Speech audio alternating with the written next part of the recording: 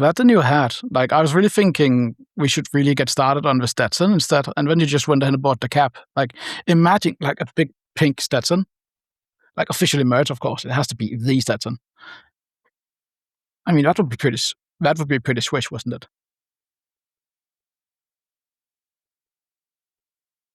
And he's gone. The shortest episode ever. Exactly. The audio listeners won't see, but Tanghus is talking about a possible idea, because we're when I say we, I say a collective we, because this is all us. Yeah, we are all broke. We need to sell merch. We're sampling things, right? And I thought a hat would be cool. I looked into propeller hats, and it's actually feasible. Custom propeller hats. Oh, then you can like do the multicolor thing and do like yes. That's pretty fucking. I mean, can you get? If we're really good, we could get them without a cap too. Just stick it around with the propeller. Oh my god! Like a little yarmulke. What is it called? The. Oh yeah, no, that has to be a bit bigger. Just like a regular cap, but no shade, and then just the propeller. Do they make those? I don't know. It's like 50s. Or we should go for like the dead possum hat, the whatever his name was. Yeah. That guy that went into the forest, and I can't for the hell of me remember the name. David Crockett. Yep. Yeah, David Crockett hats. That was pretty sick. Just like with that raccoon on the top or whatever it was. I think that fits the theme, because Texas, the Alamo, also Stetsons. Is it wrong? Is it a cultural appropriation for me as a half Asian to wear a Stetson? Were there Asian cowboys? I mean, yes. Surely you've watched Futurama. Like, they're literally there. They're right there up on Mars right now, farming away, like herding their cattle. Yeah. It's literally in the media. Hey, don't hate me. Don't hate me if I wear it. Yeah. And like you get filthy rich off it too. Yes. That's the number one thing. Because as Yogurt said in Spaceballs, it's all about merchandising. That's how the real money's made. Oh, yes. I mean, you should really add like the Good Keyboard Friends, usually podcast, the hat, the whatever. Spaceballs the movie. Yeah. Keyboard Friends podcast, the hat. Spaceballs the movie, the sequel. More balls. I can't wait for that. Lunchbox, yes. Yes. We should absolutely get lunchboxes. Just like just do like those. If we could, we must find.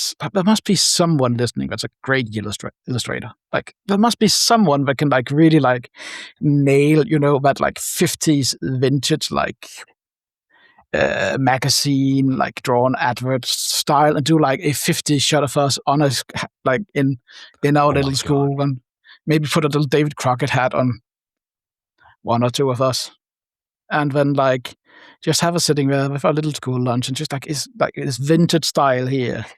Yeah. Like, surely, dear viewer listener, if you exist, please reach out. Like I would prefer it not to be a machine. Like it has to be like someone, like someone who's like who can actually draw, and not like me who can like do a quick stick figure. That would be pretty swish. Honestly, it's we say that we're testing out merch, but in reality, we're just making things that we want, and the minimum order quantity is like 6, so it's perfect for the 4 of us. I would love to see us do a coloring book, and just have like two tan like beige and dark beige pens included. Yeah. And then each one would just be keycap. Like one of them would of course be a side slot, but like yeah. And then maybe which caps lock do we go for? Like little purse lock, maybe. Purse lock, or do we do like the box backspace, or we do step control? Like it's gonna be a great little coloring book. Yeah. This is what happens. This is what happens, ladies and gentlemen, when the adults are out and Tanghus is let free to just spout out his incredible ideas. We're gonna make so much money off of this. I Tanghus. mean, incredible in context is that we have no one here that actually talks sanity. But like, you could do like a coloring book, or like have one of those little like animated, like whatever they call the books, and just like go through and have an animation, and maybe just have it like in that animation, just have Simon throwing a keyboard. Oh my god, that would be so cool. I know what you're talking about. And like you could also have a choose your own adventure. You know, like Animorphs. You know, if you do this, turn to page 5. If you do that, turn to page 7. We could do Animorphs, like Animorphs book covers. There you go, like posters. You saw, but I asked Simon if I was being racist because Black Simon, and I made him into a monkey for the Zodiac episode. I mean, I have to say here, like, I can't comment on this due to my own complexity. Like, I'm basically playing this in easy mode. I would assume, considering your complexity, you get a free pass.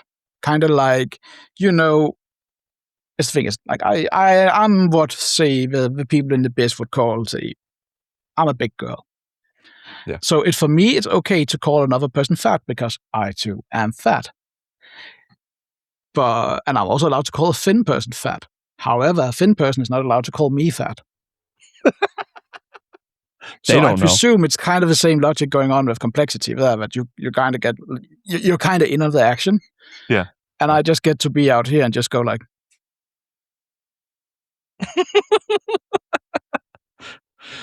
I don't know. Oh man. Well, actually, another episode, like a very if you look at it from like we are very inclusive palette of people here, and because this hobby is very inclusive, we have everyone here, and so like our lineup here is very woke. We just need to find like the one woman in the hobby and get her in on the podcast as well. Oh, dear viewer listener, if you are the one woman in the hobby we all consider exist, please join in. We kind of need more representation here to bring up our viewership. How do I copy paste? So I looked and I posted, I sent Tanghus, James, and Simon the information. 1.5% of our audience demographic is female.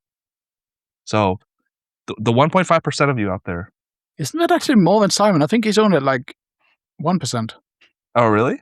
Yeah, is it because we've gathered the same female clientele? Or and we just have fewer listeners? Or is it because he's dragging the rest of us down and we would have more female listeners if he wasn't here? I guess we'll see with this episode. Exactly. Please comment, subscribe. No, not subscribe. Please comment if you are the 1.5% female. So, I mean, even if you aren't, you're free to I'm not your boss. You can comment. Yeah. Because you can also say if you're not, you're free to comment. It's a free world. Yeah. Whatever you do, even if you doesn't do anything, just go and say you're not. You're helping boost engagement here for us. Exactly, and we appreciate it. Please. Yeah, we're so broke. Please. I've stolen all the money. I can't even afford oats anymore, and here we have Hubert spending our last time on hats. It's just God. Well, just not even a Stetson. Not even a Stetson, just a normal. I didn't even have money to have panels on all sides. I had to go with the mesh for 3/4 of it. That's actually the pleasant one to wear, though. Yeah. It's plus that's the one that looks best when you're driving down, living the American dream, driving down the highway, transporting your goods, your keyboard from town to town, being balls deep in a lot lizard, and then on to being balls in the next lot lizard, just bring in the dough, transporting the goods, and then dying before 60 of skin cancer. Not of that is the American way. Not of some sexually transmitted disease from the lot lizard, but from skin cancer. Skin cancer, just that's what gets you.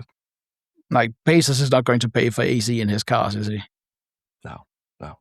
And are you feasibly going to be earning enough as an independent driver anyway to even afford AC or even afford to keep it running?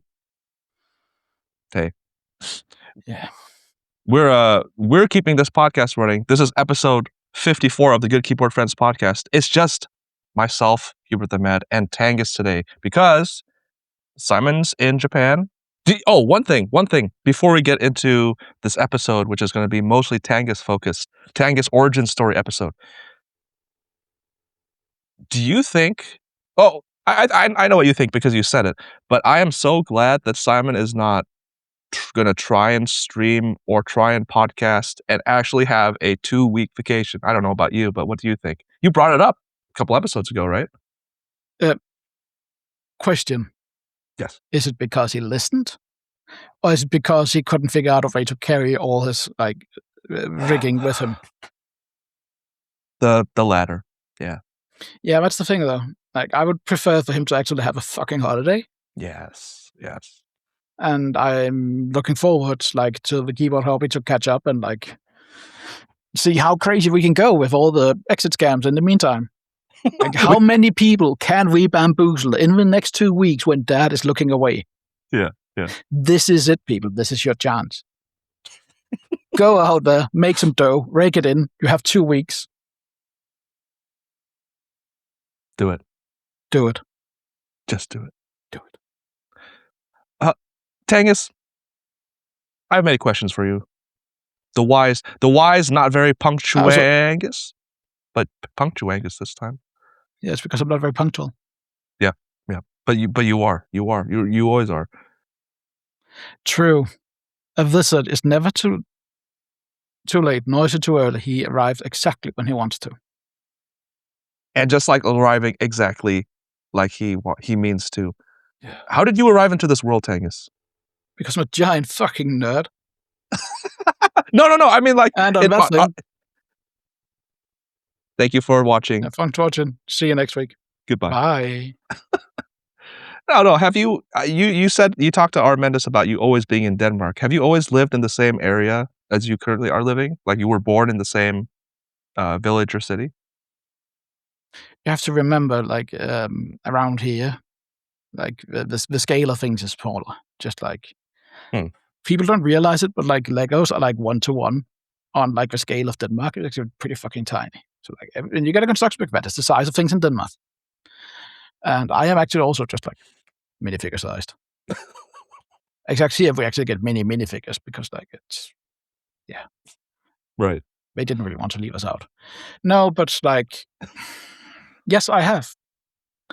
I was born about how is that? 3 kilometers or so that way. Yep, I see it. I grew up in a town about. Actually, not a town. It's a fucking village. It's absolutely redneck. It's not even a proper village. It has a city sign, but it's I would say around where I live, it's 50,000 people, and this town next over is large one. It has 5,000. In between those, they're a small ass village that's essentially a speed bump on the way there. Yeah. That's where I grew up. Okay. And somehow I managed to live through my childhood, living right what at the time was a busy not a motorway, but a busy highway through. I somehow managed to even we had a tree right next to the road, and I'd climb up and that, and you'd have the lorries going under not respecting the 50 kilometers an hour, and somehow I managed to live through that and stand here today. I only fell from that tree at least. Okay, more than 10 times, but I'm not. But still, I managed to survive my childhood, make it the journey, 5 kilometers into the city here. At the time, I found an apartment, stayed here, found a wife, made sure I was being smart. I was if you love me, you got to move for me. And so she stayed here. Yeah. And when we moved less than a kilometer down further, when we bought a house. So I am literally if anything, I'm not a wizard, I'm a fucking hobbit. But it's not. Your house is not part of the hill, though, right? Or is no, it isn't. Like, Okay. it's kind of like, and like, I'm not that tall either. So like, I guess a hobbit is right. Like, was a kind of stocky, aren't they? Well, the natural question that comes up after that is, how hairy are the tops of your feet? See, that is one of the great things. I'm not going to give you, but like, there's like, for men, there's like this odd thing about like hair is that either you get none or you get all of it. Yeah. But somewhere in between there's like the cursed patchy boy.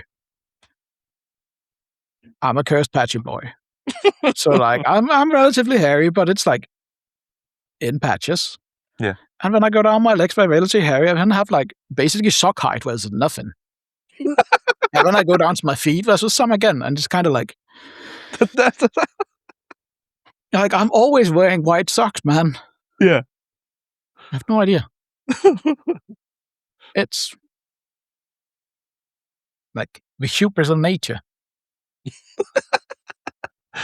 Patchy boy. So there really is like there's a zone between the lower part of your leg I would and where say your foot about starts. halfway down the shin. It just like Yeah. I think it's opposite for me because my shin is hairy, but my thigh, like knee to like hip, is naked. So it's the opposite. If we put ourselves together, you're saying if we do the fusion dance, yeah, we will be basically an Iranian middle-aged man. Yes. Like what's the guy? Like the guy that travels with Sacha Cohen and Oh in my Borat. God. Borat. That guy. That would be us. I'm down. Because like there's not a lot of height, but there's still a lot of mass to dissipate. And if we do the fusion dance, like I'm fairly sure that would be us. Yeah. Hopefully we don't do what happened in the hotel room though, because I mean, you've seen the balances. I've seen the balances. OnlyFans is not off the table. It's not. It's not. It's really not now, isn't it? Well, before we get into the OnlyFans, how did you get into the trades? That's a very uneventful story. Okay. That essentially means me growing up thinking, oh, gee, this is fun. Designing is fun. I want to be an architect. So I went for that, and I went to college and like a production. And I figured out during that was like, actually pretty bad at drawing, aren't you? And I was like, and like I was getting like, basically I was being it's kind of like in between like high school and college here. So it's like I dropped out of that and then and I had to figure out something to do. And I was looking up like what could I do, and I had like looking at what kind of interested me, and like I didn't really know what to do, so I just wanted something broad, and I was looking into electrician, automation specialist, mechanic, or fabricator, welder. We call them not really blacksmith here, but like we still call them blacksmith. So yeah, so like because it's actually there's something like really cool about being able to like glue metal together. Yeah, it's like really fascinating. So I was looking, and I was like, I don't really know what I want to do, but like this looks pretty broad and something I can use later, and like I kind of like fucking around with things. And that was my way to become an electrician. And then being subjected to everything that's around the trade, I was like, wow, half of this sucks. But I also found like half of it was pretty interesting. I was like, oh, this is pretty fun. Yeah. And that, like, I was kind of lucky that the place I was being an apprentice, they had, like, again, I started at a like local company that had been here since the 20s. and they closed down, and I got moved to next town over. But we had quite a lot of industrial customers, like industrial automotive, like automation, etc., and like especially food industry, and like fuck that. And like found half of it that I kind of found enjoyable, and I was like, okay, I'm gonna do more of that. And then I somehow convinced the Danish branch of a well-known CNC company that, hey, I was actually worth hiring. Still no clue how I did that, but I did it. And that leads me to there. Well, when you say electrician, because obviously it's a broad field, what exactly are you doing? You're not going to people's houses and putting in wiring and things like that, right? Mostly what you do is that you like sneak away and sit on the shitter and wait for like the clock to tick over, and then you go home. Yeah. It's like that's the most valuable time, is actually going on the shitter, like, and you get paid for it. Like life hack people. I think we should all be electricians to do that. That would be fucking amazing. In the trades. It's kind of, but like,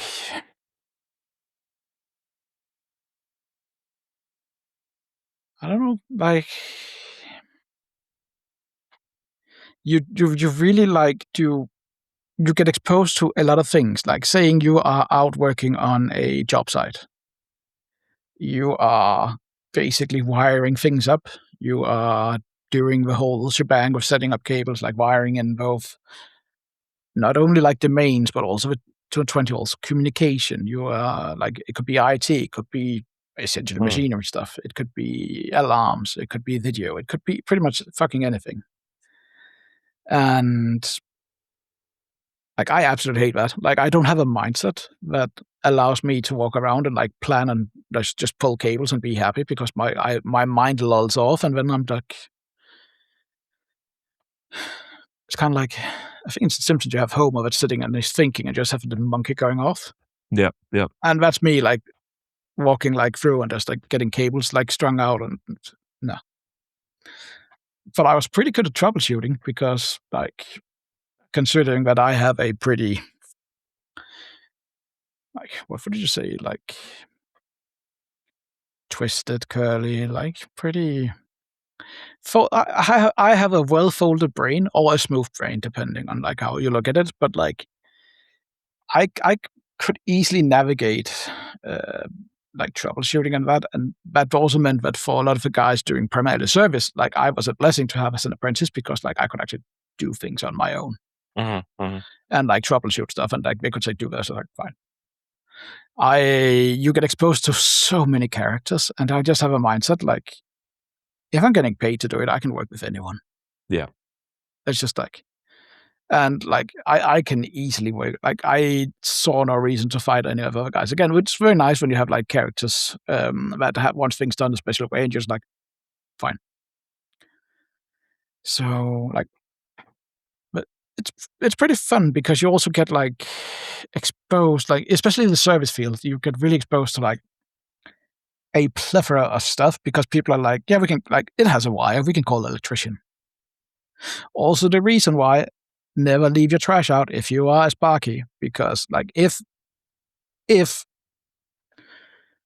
manager of a job site finds a pile of trash and there's just a single wire in it, not even just like a single offcut of a wire in it, you get to clean it up, because it's your trash. Like, there's wires in it. Huh. But kind of like, you often get like last minute fixes, or because I was lulling about and forgot to pull a cable. Sometimes you kind of have to like, you miss something because a carpenter put something up. You kind of like have to work around things and like drill out holes and walls, or kind of patch up your work. And then you kind of suddenly have to do the carpenter's job. You kind of have to do the bricklayer's job, if you have to like basically dig out all his nice work, like those well-placed bricks, and they kind of figured they wanted lights in the wall, and there's no cables. Yeah. So, or like the painter's job, because like you kind of fucked up because you found out that whoever made the the concrete walls when they laid out the conduits, etc. for it. It's just like doesn't fit anything, or it's like hilariously off-killed or something like that. You kind of have to like fix that. So, and like if you have an old machine or like as a wire, I need to call an electrician because we're also cheaper than everyone else. Really? At least when it comes to automation, yes. Huh. You earn about 10% more just being in automation around here in the industry because they need it. But it's a broad field, and because you get exposed to so many things, it makes it a good field. Like there's very few fields that's this broad and exposes you to so many different things. Like what comes close is auto mechanics, because doing bodywork, doing whatever, upholstery, gluing plastic bits together, whatever, wires, engines, mechanical stuff, etc. But like I also got exposed to not just electrical systems, also pneumatic system, hydraulic systems, etc. So fucking computers, like every fucking thing, like PLC programming, SCADA programming. Damn. It's fucking terrible, man. Like I fucking hate computers. Well, I was just gonna ask you, what would you rather be doing? Like your favorite thing, like going on the job site and doing things, or having to deal with software and things like that? I'd rather do fuck all. Like Yeah, that's like honestly. essentially it. I just want to do fuck all, man. Just like everyone else. I don't know. I very much enjoyed my old job, which I left for reasons. Yeah. But like, I enjoyed that because it was an aspect, because I'm a giant fucking nerd, and it allows me to basically like nerd or geek out everything. And I always found production stuff is super interesting. Like production design, especially because one thing is drawing the fucking thing, but the next step is actually the fun thing is figuring out how do I actually make this? How do I scale this? What caveats do I run into? What materials do I need to use? Like there's so many aspects of production design which just makes it really interesting. And it's also the thing you kind of have when I was like figuring out if I wanted to be, say, an architect. It's like you're kind of like just designing it and picking the materials based on some criteria, but you're not really like into it. And when I went to like school, I first of all realized like I am absolutely not a designer. Like I can't design anything new from scratch. Like I can't. It has to exist for me to like visualize it. But once I visualize it, it exists. I can utilize it. I can't think of something new. Which is why I like beige. Easy. No. But like, so I got really interested, and I acted with where I joined because I wanted this. It's kind of like it was a line at the college that was like kind of like so it was set up towards and then like getting a engineering job later or an architect. And then I really like kind of discovered like I'm more into the engineering aspect of things. Yeah. And I like being, say, a broad, like having a broad skill set, because it allows me to do a lot of things on my own, and it allows me to like take learnings from one thing and apply it in another place. And it like and that's basically the big thing. I think I found out that I was lucky that I didn't really realize it was such an aspect of the trade, but it really is. And then it's just easier to work than it is to go to school, isn't it? Yeah. Yeah. It's like when I hear from others that were like still studying, like all the fucking things they had to like put up with classmates and whatnot. And it's like people's mindset change once they leave school and get employed. Like, yes, you grew up during your education, but like people aren't proper, like reasonable beings until they actually start working. Like so much like fucking kids, man. Kids are jerks. But like, and they just stay kids until like we get actually employed like 9 to 5 rest of the days and realize like, holy shit, this sucks. And like, how the fuck did my parents manage being like fucking adults? And I can't even manage mess. But you know what cool thing is? They YOLO'd it too. Yes. They just somehow YOLO'd it in a way that you respect. Yeah. I agree with that though, because again, this is just my life experience. Very quick tangent. I didn't go to college right after high school. I actually worked. So when I got into college, I had a full-time job, like actual 9 to 5 with overtime while being a full-time college student. So a lot of things that the other college students were able to do, I couldn't, because after school I had to work, and the concept of money was different for me instead of them. So I agree with what you say. Like, there is some growing up to do, even if you're a little older and you're going to college and you've never had a job or anything like that when you get your first job. I agree with that. And also, like, the trade school here is kind of different because here you get more people of all ages in. Like, from stuff, because you get someone that's late to the game, or maybe like they are resettling and doing something new. Like when I went to like the first courses we had, I was working with like guys with engineering degrees that decided, yeah, I'm just gonna become a Sparky. I had like you had guys fresh out of like school, essentially what our equivalent of like say high school, just straight out like going in like no life experience. So you had like a more diverse set of characters. So it also changed the way it was built. Like it's way different compared to like also like there's no fucking homework because they know you're not going to fucking do it, so why bother? Like they would do like a weekly test every Friday, and you had to stay there. And once you're done with that, you could go home, just to make sure like you had caught up on things.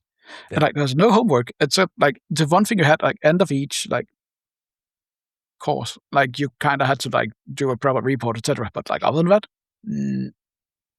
nothing, no homework whatsoever. And like I benefited greatly from my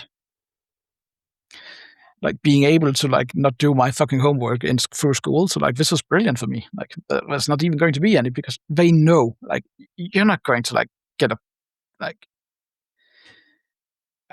It's like there's no fucking like it's all just guys, and I know this is very stereotypical for gender stuff, but like it's just like basically it's all guys, and they are all like roughly the same kind of demography, all of them. So like it's like zero issues for guys. It's just like okay, whatever. No, it's true. And it's just like, and I kind of presume it's the same thing going on, like compared to say the painters we had a whole lot more people there, like a whole lot more people. Yeah, actually, people I call women people. Like the rest of us, we are guys are just whatever. But no, but like, and I know it's partly just because like society, gender stereotypes, whatever. But like, it was just easy. It's manageable, and like it's kind of the thing with trades too. Like, you go out, you go to work. Here's the job you need to do. Get it done in an orderly fashion. Leave itself. Don't like make it a mess. But if you fuck up, then tell it, because then we can actually fix the mess in an orderly fashion and not like spend a whole lot of money on it. I have plenty of times where I have messed up at work, but it's just a case of like I also like I learned a lot of like to say the masters I was using to work under were like pretty good managing. Like the first one I started under is like I had a tendency. I went to school. I would go to school ill because I just wanted to like, go out and just get away and get done. And like I went to work ill, like, and he just looked at me and just like, go like, get the fuck back home. See you when you're. Just like when you're ill, you're ill. Call in. Like he didn't want to look at it because like he also knew like getting one guy in ill is meaning that all of your crew is going to be ill. So just like, and this is like. It's only like 5 years ago. But like it, even for the time, like compared to other, I heard from others, like he was like very different. But like I also was lucky to get another guy, and he was also like very fun about like if you fuck up, and he was like, and you absolutely will, you will cock up. When you do it, tell me. I don't want to find out. Just fucking tell me, and we'll fix it.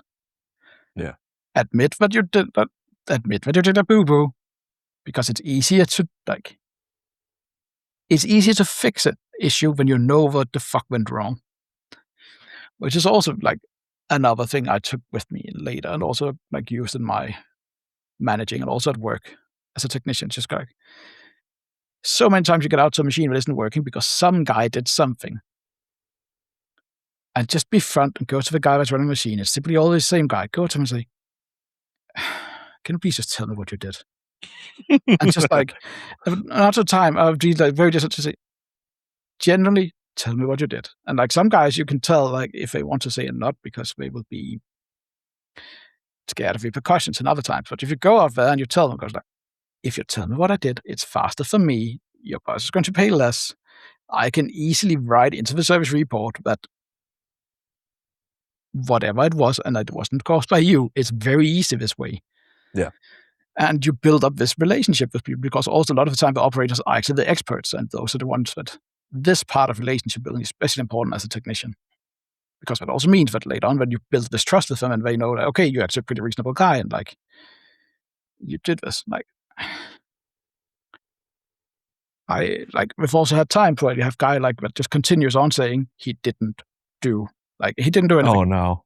And just like I've spent a whole day like because of a guy locking up a fully automated fabrication like system. Spent a whole fucking day troubleshooting that over time. Because the guy didn't do anything, refused to tell us what he did.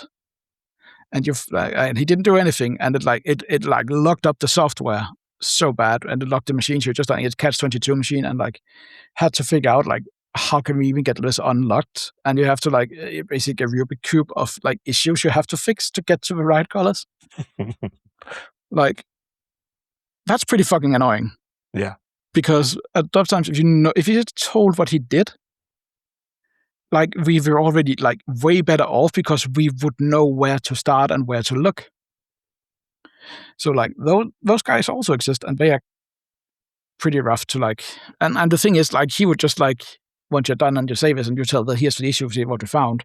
He would go like, yeah, see, I would never have trusted them. Like they were told this anyway. Doesn't matter. Right.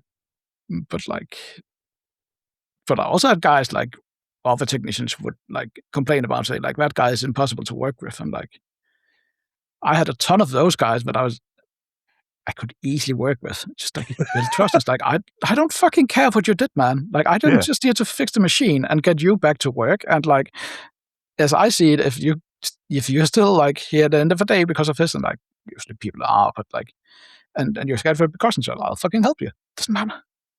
Yeah. Just help me. I help you. And pretty easy. No need to beat around the bush. No, exactly. Yeah. It's just like you can easily go out. Like sometimes you come out to some comical shit. Like you have a 4-meter long press brake, and you just see like one cylinder like this, and the whole other beam will be like on the piss. It'll essentially be locked up, like mechanically locked up, because like it was basically way miles out. And it's just like, how the fuck did you do this and find out the program? Because you can actually like fairly easily fuck one of those things up. But like, get it fixed and get it running and get it like sound. And like faster for me to know what he did, because then I don't have to like figure out shit. And then you get a like for people just be front when you make mistakes. We all make mistakes. Mistakes are fun. Like also the hobby. It's not about making mistakes. We all make mistakes. We all like do something that's wrong. Just it's how we deal with them that matters. Yeah. It's how you fix the issue that matters. it's not like we will always like cock up, because I will always try and do it the wrong way, because I see if I get away with doing it this wrong way here, I don't have to do all this. And then I will always like spend hours doing it the wrong way, just to halfway through realize I can't this, and then have to do it the right way and have spent twice the time. And so have you. That's very true. And that's one of the things I got from like my grandfather. Like I have like both.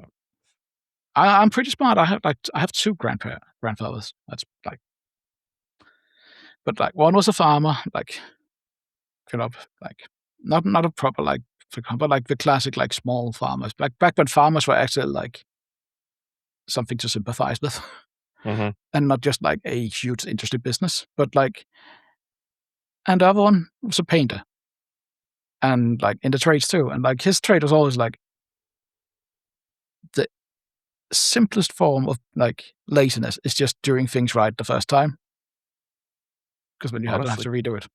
Yeah. And worst thing is the man was right. It's like it really is. Like just doing it right the first time saves you so much time. But yeah. But I think that's the same thing that is the reason why I'm in the hobby, and like doing all this and collecting all these other dumb hobbies around me. It's just like I like tinkering with stuff. Exactly. Well, yeah, what you said, you like working with your hands, you're very curious, problem solving when you have to, even though it might be easier to know what the problem is in the first place. It led you to what you say, why you enjoy vintage things, because it doesn't have to be perfect. You like working with, I'm not broken, let's just say generically, broken things, and like putting them together again, fixing them up. That's how you got into the hobby, right? I've seen how nice like some of the vintage boys, like how they're treating their keyboards, and like doing like the same nice little boxes, and like storing them, making sure there's no key presses, etc. And like they would absolutely cringe and curl their toes up under their knees if they saw how like I traveled with my Beamer to GMK meet in an IKEA bag with like 3 other keyboards on top of it. I'm not here to baby shit. It's like, but it was meant to be used from the get-go, and like I don't want something that's like 100%, because yes, it's nice to have something that's 100%, but it also hurts like knowing that you broke it. Like Yeah. I had one of my 80. It's pretty worthless anyway, because it's an 80-101 Win key, like Danish. But I bought that new old stock, like in box, etc. Fuck if I know where that box is now. Which kind of is like kind of annoying, because I would kind of like to keep that. But also like all the scuffs and scrapes on that, I look at it and say, oh, that looks hideous. And it's like, and you did that, you fucking dimwit. And then there's also something gratifying about taking something that is absolutely broken, absolutely fucking knackered, and fixing it up. Yeah. It's also why like I don't seek perfection. Like I had myself a lovely Model F project, and like it's one of them. And like I refuse to buy a nice board, even though it would make it very easy for me to like make this Model F project. So I went out and found a very, very like cheap set of Model Fs that were absolutely gone. And I've kind of screwed myself over, because like the springs are like, oh, these are actually quite nice. These are the nice of a bunch, but like they are heavily red and rusty. Oh, okay.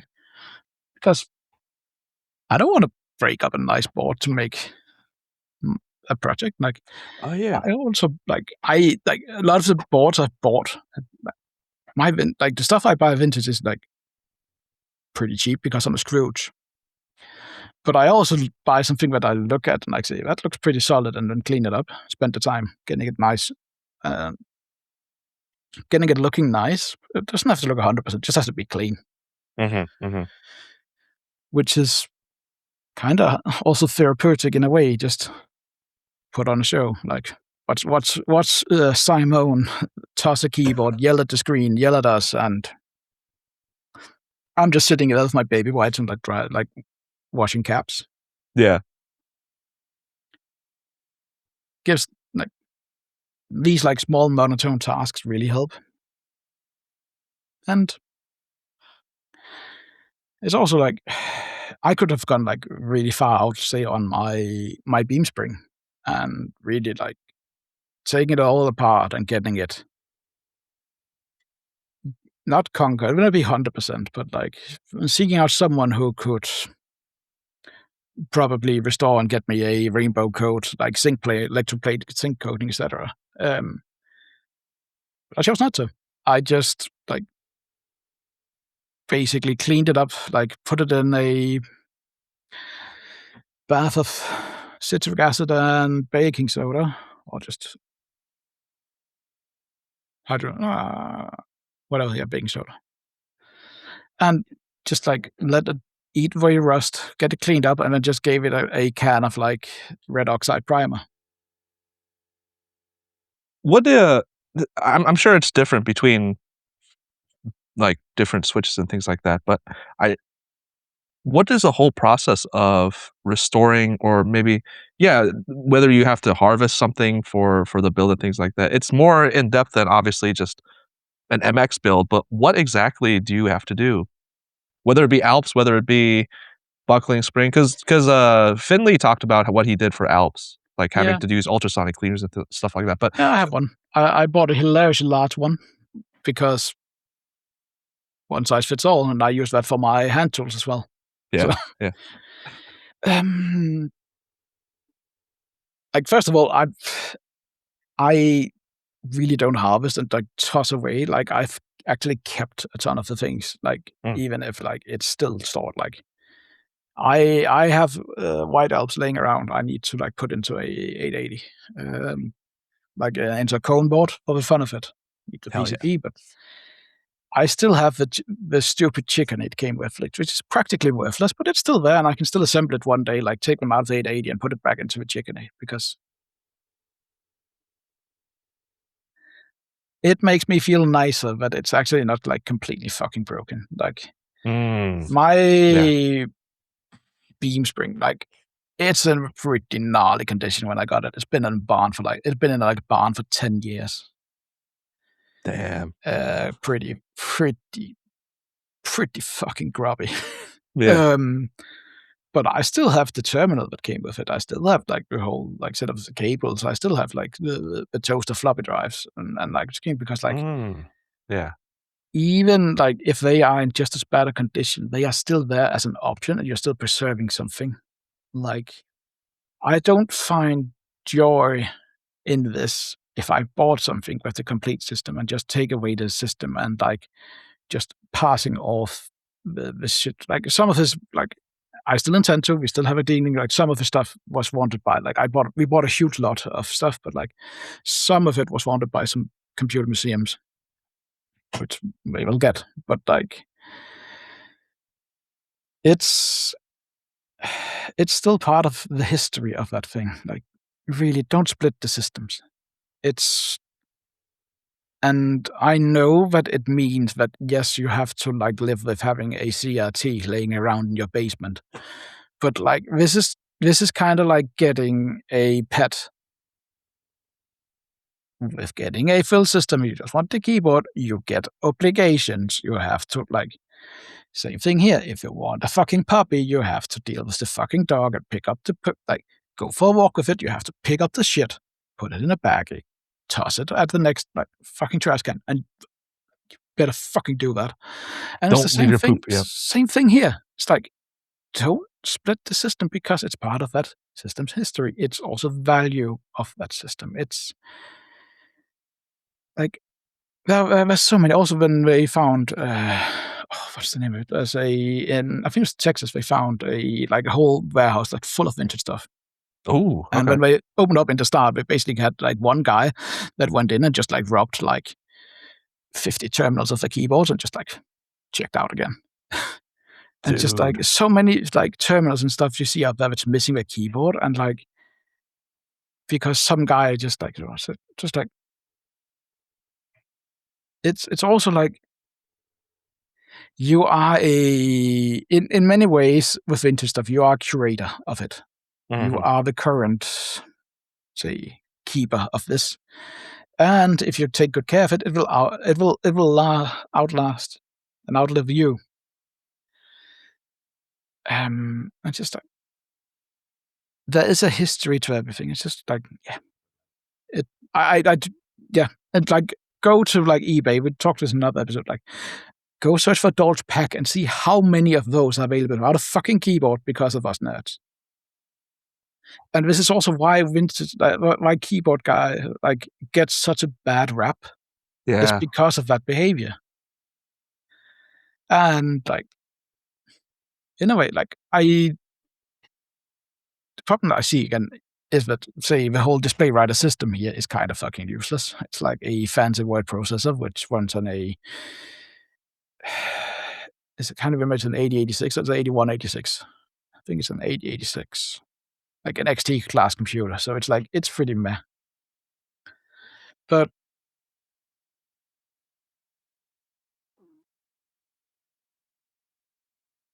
it just feels wrong. And it's kind of like respect all builds and like someone doing something with vintage stuff, it's fine. It's like nothing's sacred. I am not like go split the fucking system if you want to. Yeah. Like, I just think it's fucking sacrilege and I won't do it. And this is why I'm drowning in vintage stuff. Hey. Your code of morals. It's very fascinating to hear you. Obviously, we've only had 2 people, you and Sergeant Finley, that are into vintage as much as you guys are. But to hear the other side of things, like instead of just buying things to just rip out the guts and put in something else, if you don't have to, if it's still able to be salvaged, you like to keep it together. Like ton of the stuff I've bought and what I have harvested, like even I keep the fucking guts of it. And like I bought on eBay a Zenith Z150 for like $10. It wasn't $10 in there when it got here, but like, that thing was dirt fucking cheap for a reason. Yeah. And like I arrived here, like the whole fucking chassis was like crumbled and crashed because like the seller, like even it was already quite a grubby with a cut cable and missing a cap and like sent across the globe with hopes and dreams as the packaging material. Like that thing, like I still kept the bits that were usable of that, but like tons of things were like missing because like the springs were completely rusted out. The feet are still there, but like on the other hand, I also bought another Z150, which is again great board. Like even with the original switches, even if people don't like the green Alps, fucking people, but like it's a great chassis for everything. Like put it in an XT like keyboards are great. Like you kind of miss the nav, but you don't really because you're just like, gee, if just a converter could like do layers and macros and shit. But like that thing, I've kept the bits that I could. They're still there. I still have the PCB for it. I still have like the top case is gone because that was like beyond salvage. Yeah. Switches are out. The plate I still have. Same thing with the Model F down there. That's sacred. Like it's destined for another project. Like 2 of them. Like they were fucking gnarly and like just fine. I'm taking something that was non-functioning that wasn't really worth a lot, and like I'm using that, and that in the Gary is yes still harvesting, but I'm not actively taking something good and making it into it. I'm actually taking something that most people wouldn't use, which I use to defend. It's the same thing you see with a ton of people saying a restoration projects with cars, which is another whole rabbit hole of mine is just cars. But like you see so many people that are like, some guy would go dig out a fucking pickup out of the fucking desert. Like no one's ever known it. Like the guys in the comment field wouldn't even have known it was there. Like this guy found it, and now he started chopping it up and making it into say a rat rod, or he's tossing in something they don't agree, and like he's not restoring it to like concur. And they go like, oh, it's such a waste, and like, why are you ruining this nice thing? But it isn't nice. And like, first of all, it doesn't fucking matter. It's his build. It's his car, his build. And same thing, like, yes, people split the systems, do whatever the fuck you want. It's your build. Like, it's just something I don't find joy in, and this is why I do what I do. But it's the same thing, like, I will also say, look at your build and say, yeah, okay, that's like, I do feel bad about so much getting harvested. especially for Sure. valves. But on the other hand, those that complain are rarely those that bought it in the first place at the price because it was not at the price they wanted. So like, and we can't save everything, but like, there are times where something like, again, cars, also like historic cars, whatever, are being cut up and doing like, I can mention like 2 fun examples is that, again, being a fucking nerd I am, but I know that, for example, Valeside, we all know who they are doing the Fortune RX-7 instead of Fast and Furious stuff, whatever. They did a Porsche 964 Turbo in the 90s as a show car with the combat kit. That thing went to Poland, it got chopped up and turned into a Rauwelt build. Just another Rauwelt. Yeah. They took something historic and actually kind of wrecked that and made that. Volkswagen Harlequins. There was they struggled to sell those in the 90s. A lot of people didn't want a multicolor Volkswagen for some reason. I'd want one. Yeah, I fucking want one too, man.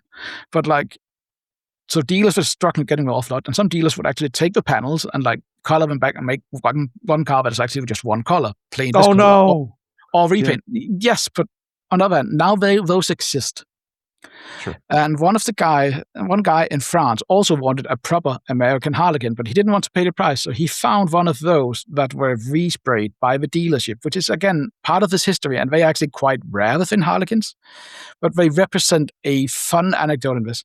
He imported this to France and then restored this Harlequin by respraying the fucking thing back to the multicolor. But on the other hand, he also then completely neglected the whole other bit of the car's history. Like, the car was sold to the dealer. The dealer couldn't get rid of it, so they basically I can't remember if that was a panel swap or it was a respray. I think it was a respray. That's like, but he got this all green car, which was, again, part of the history of these Harlequins. And they like, it's pretty special in a way of these, and also, and then he took this, went to, imported it back to France, took it apart, and resprayed it back into Harlequin colors. Oh. So, like, yes, he brought it back to the original spec, but he also, like, completely neglected the whole history of the car. Yeah. Like, that's the kind of shit you kind of see with some case of these harvesters. Is also, like, as an infamous example of, like, a prototype IBM 51 or pre-production 5150 having red Alps switches being harvested and then like tossed and dumped, and everyone were yelling at him. But like, there's great examples of these like idiots out there, and there's plenty of places to find the stuff you want, but it's not of historical worth. Like, yes, things are getting rare, but like, if you find something that's a prototype board or something that's clearly a pre-production something that actually has a quirky bit of history to it, like, don't just split it up and like part it out or like sad. Think. And like that's one of the things, like, again, why keyboard nerds get a bad rap, because we are splitting so much up into just for the keyboard. Also, there is a point to be made that early on, there was a time when it was worth jack shit, and what we were doing were less. But even back then, it was known that this would actually reach a point where it's worth something. Yeah. Like, it's... And now we're competing with people. You kind of see it, like... I am also guilty because, like, I do want myself a Mopar SSK. Like that, like dark industrial gray with the blue keys, the proper Mopar. But that thing only came with a Mopar diagnostic system for the Mopar computers. And those systems, like, now you have vintage computer nerds having binary, you have vintage Mopar nerds, and then you have keyboard guys all competing for the same fucking keyboard. And that's why it's $2,000. But like, so many of these out there, it's also like someone would find something like, why is this missing the keyboard? It's kind of what is that show? The trombone. So it's like, Arrested Development? No, it's not. No. It's I know what you're talking about. Yeah, Curb Your Enthusiasm. That's how it's. Oh yeah, with Larry David. Yep. Exactly, that's the one. It's just like. By the way, real quick, if anybody knows the lore, Volkswagen Harlequin, that's what GMK Panels was based off of. Yep. Just real quick. They also did a desk mat, and if you go to the GKFP, you'll see some angry Danish man saying, I want a desk mat that's like done after the Joker fabric, which is the fabric upholstery we used in those cars, which is a European thing because. I wonder who that angry Danish man is. Yeah, I wonder who that woman is. But I wonder who that angry Danish man that also like bought into panels in group buy, because I was like, that's me. Yeah. I really like panels. Like panels is great because, but again, I like the Harlequins. I like my Volkswagens. I have a Mark IV Jetta, essentially, like out in the garage. Oh yeah, driving. It's like you were talking about it. Someone helped you build fix it. I remember many episodes ago. It's like I've been like doing like lots of there's still some things that needs to be done, and I got it moved. I had a friend help me like get it moved here. Like at least getting it ready to get moved here, which didn't really pan out because I was trying to fix the brakes because they were kind of. Oh, that's true. Right. But I got it in the garage. It's sitting out on the cover. It essentially looks like the scene in. Is it the third Back to the Future movie where they dig the DeLorean out of a mine? Like yeah. 70 years later. That's kind of how it looks. I want to talk about the cars, but I never asked you, what was your first keyboard? Or vintage keyboard or vintage keyboard? My first keyboard was, I mean, we can go with the one that was my first one in the hobby, the technical one. Because like I did buy a Black Widow and I had it for like a week and I was like, fuck that. And then I like went out and I bought also a Diatec board.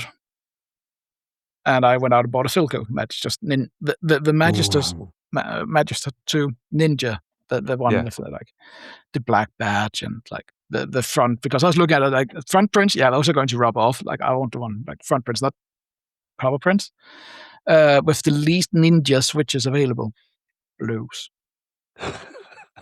I still have that board.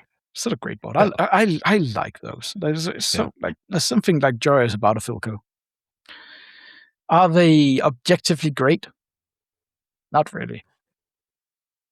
But it has charm, and like it's fun to plunk on here now and then. Yeah. As for vintage, I was like, I at the time I was like, I want to have a Model M and use that, so I pretty fast picked up a Model M, and then I picked up my Dell 81W and a Commodore NMB with linear Space Invaders, and kept it to that for years, and like no real community, and I was like. Exactly. I wanted to, and then kind of like fucked off and did car stuff instead. You said in the past episode when you were there, in Denmark at least, the community was not really consolidated in any manner. It's something that I discovered when I came back, and it's one of the things that like there's a lot of good points to be made whether is the hobby dead or not. But like again, the rumors of the hobby's demise has been greatly exaggerated in my point of view. But I can see the logic and reasoning that goes behind why people say it's dead. It's kind of like the scale of your. So yeah, that's kind of also one of the reasons that kind of kept me back in the hobby, was for the fact there was a community of like great fucking people, and like. And just the fact, like any other in the hobby, is like a lot of the people you'd see them join in their early 20s, just like I did. And then in the mid-20s, a lot of other shit happens around your life, and you have to like do a lot of other things. So it's like, I didn't actively just wake up one day and say, nah, no more keyboards. Yeah. It's just like, I found other things to spend my money on. And like first, like being a hot boy with my Bimmer at the time, like absolutely clapped out rusted Bimmer wagon on air ride and like 17s, and painted it Dakar Geld because for sure it should be yellow. Like it's the best of colors. And So then I found a lovely lady that could tolerate me. They exist apparently, and I kind of got dug into that hole, and then like got a little more settled, and I started looking into the hobby again because of like fixing it. It actually started with me like going back in, and what actually brought me in at the back end again was actually I saw the IC for the Virgo. Oh, FLX Virgo? No. Yes, FLX Yes? Virgo. Oh, it's so good. Which is, and I kind of missed out on that one. And then I was like, okay, I'll say that would surely get a rerun because like that was relatively popular and like filled out all spots, and like I didn't really get a spot on that, but it did get a rerun later. Cost me a fortune to get. And as luck would have it, because in this hobby, when it rains, it pours. Someone else in Denmark got into that and actually had an R1 Virgo for sale in the combination I wanted, with silver and red. Oh no. So of course I bought that. So you got an R1 and an R2. I actually have an R1 actually, and see that's the worst thing. Because like I like being like at a point at the time we were kind of financially well off, and it's like the Antipode guys were running the Virgo, and then they kind of leaked a green and orange one, and I was like that's the one I want. And I was like, fine. And they were like, oh yeah, we'll do it for a raffle later, whatever, something. That didn't happen. And then one of the guys went in and was like, put up for sale. I was like, buy. I want that. So now I have 3. But whoever you, if you're so inclined that the guy looking, because Flexaman who ran it actually ran the numpad for the R1s as a prototype, and he did a silver and red one. If you are the person that is sitting on the silver and red Virgo numpad, and you're thinking, I never use that, I want to earn a quick buck, please. Because the guy that bought mine actually like declined that one. He said like, I don't really use it, so like just sell it to another guy. It's like, oh, see, how should I know at the time that I would bought? I'd be buying anyway. But like, oh so shit. Like, but like I had like it's like silver top, red bottom Virgo. It's just like, and then I didn't buy Yugo either, which is also like I really want Yugo for it. Yeah. But like right now it has a Red Alert round 2 with the Cyrillic alphas. Ooh. Like that's pretty peak keyboard to me. So you joined 2013-14, like you said, with Armendus. Yeah, you went to cars. Late 2019. You came back in and just like started browsing and starting like, and for a long time I was just being I was just sitting around doing the same thing I usually did, which was lurking. Yeah. Like I didn't really do much more lurking, like more than I did lurking. I did buy some stuff. Hyperfuse R1, just like everyone else at the time. Yeah. One day I'll get that, I'm sure. It's being sorted. Yeah, this is being sorted. It's just like I'm sure he'll get around to it one day. That's fine. I'll get it. No, but that's also kind of things that like I bought a couple of sets at my. Oh, actually, I forgot. I also meant before I fucked off, like from the hobby, I also bought a Gun Nerd 10 killers. Ooh, yeah. So like that's a classic cone board, but like whatever they call it with no walls, like the. So I have that, and I built it at the time because that's the time when Gatorans were becoming kosher because the patent expired. I bought some of the first yellow RGB switches, dumped that into it, and went all in and put in like yellow LEDs for some reason. With yellow, orange, gold, whatever. I think Gon called it gold at the time. And he was like even so nice that he like he's one of those kind of like Sprit is like when you bought them, it's like a 50-50 chance of you ever getting your stuff. Oh God, yeah. But like, I was like, I couldn't find anyone that are willing to send a fucking K-Mac to me when they're coming up and like on the McMagnet with channels I were in, because I wasn't in all the fucking. I wasn't in the whole fucking community either, because I was just like kind of the Reddit side and things, like kind of dipping a bit into GK and dipping into that sort. But like I wasn't more than looking. But I couldn't find anyone willing to send me a fucking K-Mac 1.2 at the time. So I was just like, I'll buy this and then I'll be done. And that's my collection for years, like those 5 or so boards. And then I dipped back in around 2019 and I found some, like, I have a tendency to, I buy the fun stuff. And it's typically on a whim because I see something that's pretty cheap. And then I end up with a Croatian, I have no idea where that board comes from, but it has like some beige Tipro linear MX clones that are god awful.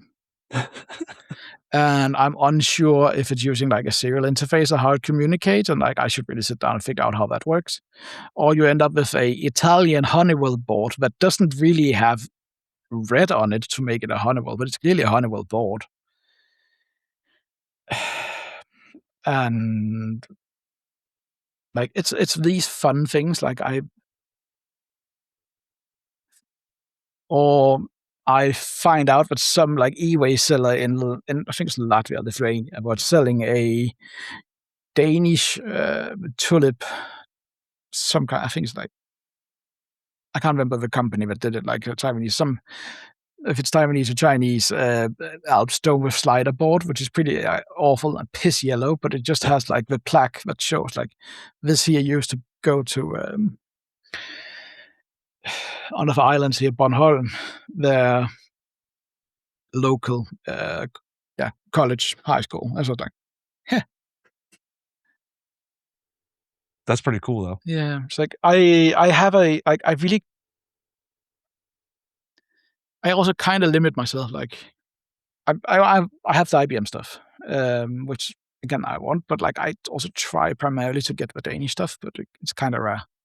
Yeah, kind of rough to get, and like I know some of it is somewhere, and like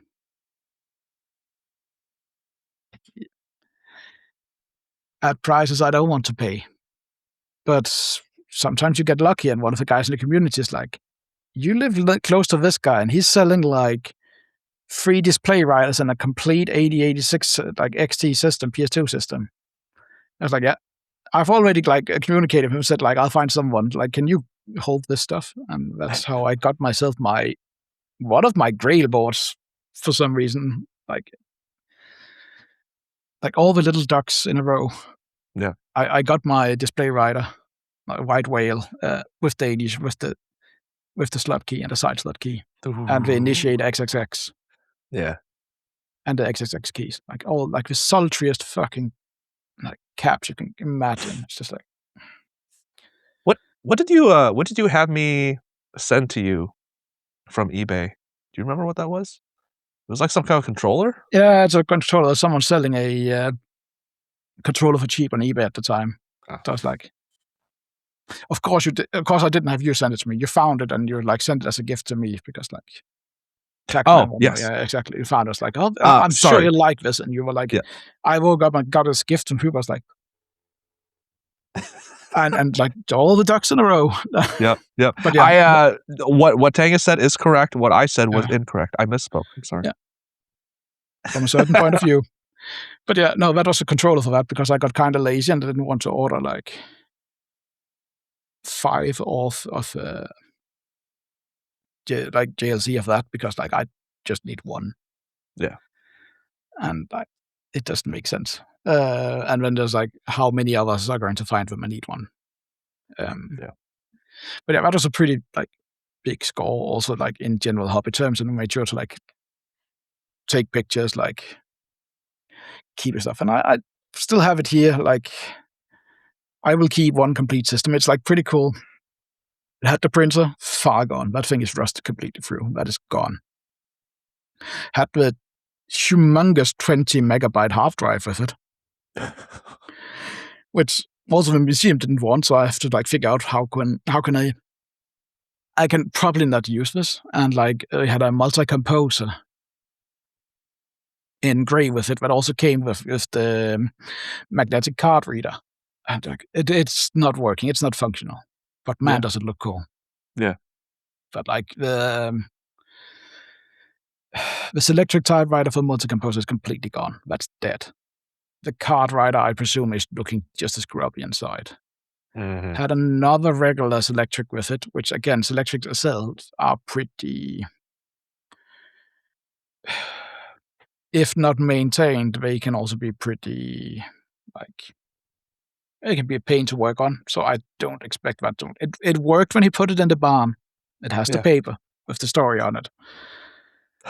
But like, it's such a shame. But it also came with a complete 8086 system, which is kind of like the PS2 system you don't want. But that came with the Model M, and like, now I have multiples of those.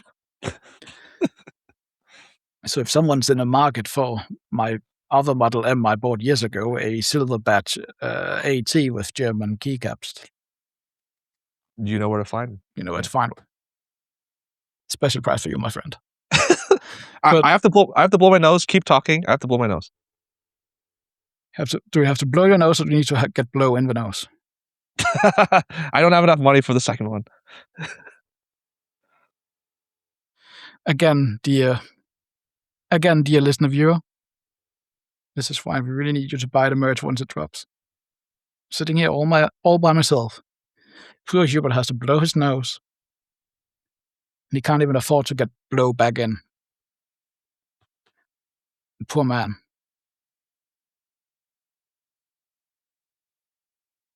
So what have you guys been up to? It's pretty lonely. Hubert isn't back, so I can sit here and talk with you.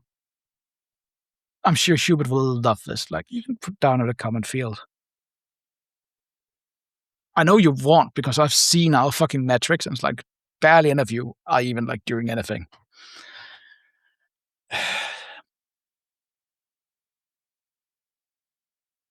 Oh, he's back.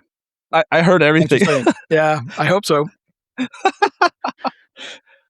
I don't know what happened, but like all of a sudden I had a lot of phlegm, and for the past 20 minutes I've been muting my mic and just sucking it back in, and then finally I was like, I was all clogged up. I was like, why I gotta muting it? Couldn't you just do the again? That's back to the merch. Like, you need the little spitball. Like, oh man, can you tell me? We're backtracking a little bit, but tell me about the car time of your life. Do you also met your wife through cars too? You don't have to. No, that's a whole nother. That's from Okay. another like tertiary interest in movies. Oh, okay. Which is kind of what got us talking, and like later figuring out that, hey, she's actually pretty cool, and she's like, I actually think this guy seems like relatively sane. Not 100% sure how and when she thought that, if she thought it, and just like she was looking at the clock, like, I mean, he's not like the worst option, is he? It's like he could be in jail. I presume maybe something like that, but like that's through movies essentially. It was like she had interest there. TV shows to a degree, but I kind of like movies more. It's kind of like the art of. Yeah. There's something that's beautiful about like being able to like write a coherent story, present it, and like get it out, and don't have to spend like 20-hour-long episodes over 8 seasons to get this. It's like, you really get to engage with the character. It's like, I mean, I'm kind of cool with this concept of just like going into the movie, like paying to watch a movie, or like buying a movie and just like watching it. It's going like, yeah, that's pretty good. Yeah. It's like an hour and a half of time. Now they're like 3 hours long. True. Or in the case of at least like, I mean, that's at least the one good thing Harvey Weinstein have ever done. Like, I mean, we don't talk about the rest because, like, man, he's a fucking monster, isn't he? But like, at least he convinced Quentin Tarantino to like not do one, was it like 6-hour-long movie for Kill Bill? Oh my god! Convinced him to. He convinced him to split it up. Yeah, it was like, I mean, that deserves at least a bit of notion because, again, great movie. can't be fucking like 6 hours. No. What movie got you talking? Kill Bill. It was Kill Bill. Kill Oh, Yeah. dude. Original Okay. edition for Kill Bill is like quite a long movie. It's like Yeah. now we're getting a sequel. Yeah. Sometime. But no. Yeah, cars. I mean, I've always just been into them in a way, and it's fun, and it's fun to like have a community, have a bill, like go, like it's kind of the same thing with meetups. It's just a lot of more petrol, and it's a bit bigger, and usually you just bring one thing, not like 17. Yeah. 17 cars. Imagine bringing. I mean, I guess you could somehow. I mean, you have like people having fucking haulers for stuff, and like Yeah. Imagine like going to a meetup with like 30 keyboards, standing there writing signs for each one of them, spending half the like meetup just writing the signs, and then you get done, and then surely no one would do that. No. Anyway, it's you kind of have to like there's something fun about sharing your autism with people, and it's one of the things like why I really enjoy it, like the hobbies, like now. And one of the things that kind of kept me back in this is like, look at all these fucking nerds, like nerding and geeking out over like fucking keyboards. It's like the most mundane thing that people give zero thought about for most computers. And then you just have like a whole fucking community of Omega nerds who care about how exactly it should sound, which is the right color, why it is beige, and like why absolutely. And they go into like and tell you why a Model M is not actually a rubber dome, but it's a mechanical switch, even though it has it has a membrane, so it's not a membrane keyboard, it's actually mechanical because of inherent nature of the mechanism. And just like you have this, it's beautiful. It's something like you see sometimes also when kids, when they play together, they find some kind of common ground. Like you can even sometimes see like two like completely different the kids, like they don't even speak the same fucking language, and somehow you can see like two kids walking around playing around. That's kind of a fun thing about the hobby, and that's the thing that is also the reason why I would say the hobby is not dead. The hobby is still very much a hobby because we still have the meetups. There's a lot of other discussions like into it, like why it is, etc. But I would say yes, it is also not in a great place, but that's also why it's worth fighting for what is there. Mm. And it's kind of a fun thing. You also go to a meetup because it's kind of fun with the cars too, because you go somewhere and just because you bring a fucking like Volkswagen, you'll have some guy bringing the like, then you have the guys with the lawnmowers coming in their Hondas, and then like go like, ha, look at them. And then you talk trash with each other about each other's car, and then you like keep it fun. Like, and because in the end of the day, you don't really hate the other guy that much. Like, there's still virtue. And like, yes, of course, you can never convince someone else, like, why exactly should they buy a Honda if they are deeply into like the Mercedes ecosystem. But like, it's just sharing the passion. It's fun. And it's something unique, and it's something that's really worth a lot more than people think. And like it brings us like I've made some great friendships later on, like just through the hobby, like returning to it and like having these like meeting these people, or just like how you get to talk with someone because you just tell them, hey, by the way, you made this great little keyboard that is absolutely a like the legit keyboard, not just like a Macrobat, but you also decided to support Alps. And hey, the one thing I know about Alps, even though I'm not a expert in any way, is that it doesn't fit because you did this thing and this thing wrong. And when you start talking to this guy and suddenly you've bamboozled him and caught him and forced him into like planning a whole meetup for you. This is the thing that the hobby can. It's like you can really bring people together and find common ground. And like community is something that